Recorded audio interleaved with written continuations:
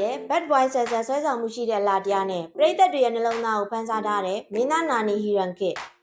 သူဟာအဖိုးထိုင်းလိုက်ရဲ့ MJ ဖြစ်ကနေစတင်ပြီးအာရှတလောမှာနာမည်ကျော်ကြားခဲ့သူပါ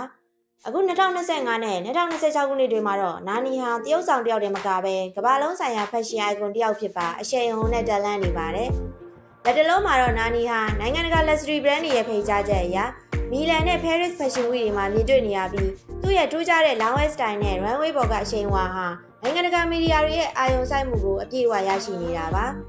အနုပညာအလုပ်တွေအနေနဲ့ကတော့ GMM TV ရဲ့ project အသစ်တွေမှာပုံမရင့်ကျက်တဲ့တရုပ်ဆောင်မှုတွေကိုပြသဖို့ပြင်ဆင်နေပါတယ်အထူးသဖြင့်သူဟာတရုပ်ဆောင်ပိုင်းမှာတွေမကပဲသူ့ရဲ့ကိုယ်ပိုင် brand တွေနဲ့စီးပွားရေးပိုင်းမှာပါအောင်မြင်မှုတွေရရှိအောင်ကြိုးစားနေတဲ့လူငယ်ကျယ်ပွင့်တစ်ဦးဖြစ်ပါတယ်သူ့ရဲ့တည်ငြိမ်တဲ့အပြုံးထက်မြက်တဲ့ဖက်ရှင်မြင်နဲ့ပရိသတ်ပေါ်ထားရှိတဲ့နှွေးထွေးမှုတွေကြောင့်နာနီဟာအနာဂတ်မှာပုံမတောက်ပါလာမဲ့ထိုင်းနုပညာရှင်တစ်ယောက်ဖြစ်အားလုံးကလက်ခံထားကြပါတယ်။ဒါဟာအမြဲတမ်းကို update ဖြစ်အောင်ကြိုးစားနေတဲ့ပရိသတ်တွေရဲ့ချစ်တော်နာနီဟီရန်ကစ်ရဲ့လက်ရှိခီးလမ်းပဲဖြစ်ပါတယ်။